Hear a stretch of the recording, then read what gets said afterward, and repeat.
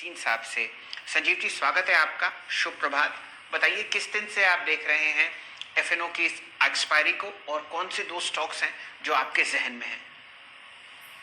Good morning Shailendra ji, आपको और वीरेंद्र को। तो पहली बात तो अचंभे में मत रहिए कि एक्सपायरी 15,300 के पास हो रही है। 100 पॉइंट छोड़ दीजिए, आज नहीं तो अगले हफ्ते आ जाएगा सर। आगे क्या सोचिए? आगे की सोच ये है कि एफआईएस जो हर बारी आपको पहले 15 दिन में बेच के जाते हैं, लास्ट 5 दिन में ऐसे ले रहे हैं जैसे कल कोई है नहीं। So extremely bullish, technology is being re-rated, it means the slight murkiness in banks will be made up. So don't go short on the Nifty for God's sake, because there are enough other legs which are going to move. In fact, I am betting on Reliance and Bharti being the best movers in the month of June, which will take the index to new highs. उससे अलावा you have to concentrate on your mid cap portfolios, which can be volatile. So play the volatility, but this is the time to be into banks, financial services, where I think the risk reward is very favorable.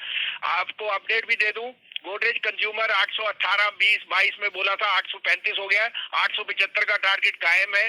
Godrej property आपको 1250 से लेके 1320 तक कहा था, आज 1390 बिक गया, 1425 का टारगेट है।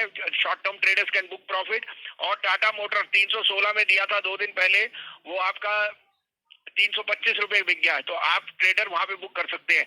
आज के दो पिक्स अगेन, एक मैंने कल भी रेकमेंड किया था, आज भी रेकमेंड कर रहा हूँ, एयू बैंक, लेकिन अब वो बढ़ गया है।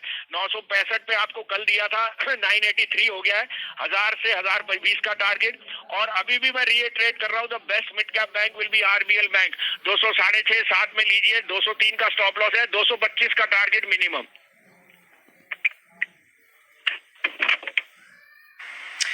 चलिए, आपके सामने एयू स्मॉल फाइनेंस बैंक आपको बताते हुए दिख रहे हैं भसीन साहब। एक दो स्टॉक्स पर मैं आपका ध्यान और रुझान कराना चाहूंगा संजीव जी। बहुत ही बढ़िया मोमेंटम आईटी स्टॉक्स में आपको आता हुआ दिख रहा है, कम से कम फ्रंटलाइन काउंटर्स में। कोई ऐसे एक दो कारण आपको समझ में आते हो जो आप दर्शकों के साथ शेयर करेंगे?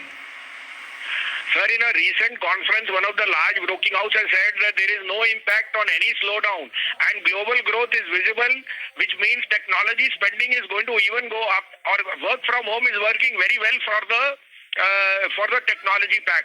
तो इसमें मैं दो नाम recommend करूंगा, HCL Tech and TCS. Stay with the leader. HCL Tech will again start to outperform. In the north, there has been a little slowdown and the cases went up, so there is absenteeism, but the margins and the gross margin are going to be extremely strong. So I would put my head out with neck out with HCL Tech and TCS.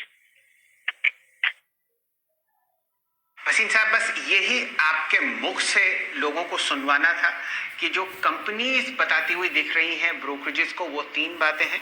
Deal pipeline बहुत बढ़िया है, technology spending आपको globally बढ़ती हुई दिखेगी, और साथ ही साथ जो आपको मार्जिन में इजाफा वो इसलिए आता हुआ दिखेगा क्योंकि ट्रैवल कॉस्ट कम हो चुकी हैं और लोग घर से काम कर रहे हैं, इसलिए एडमिनिस्ट्रेटिव कॉस्ट में भी आपको कमी आती हुई दिख रही है।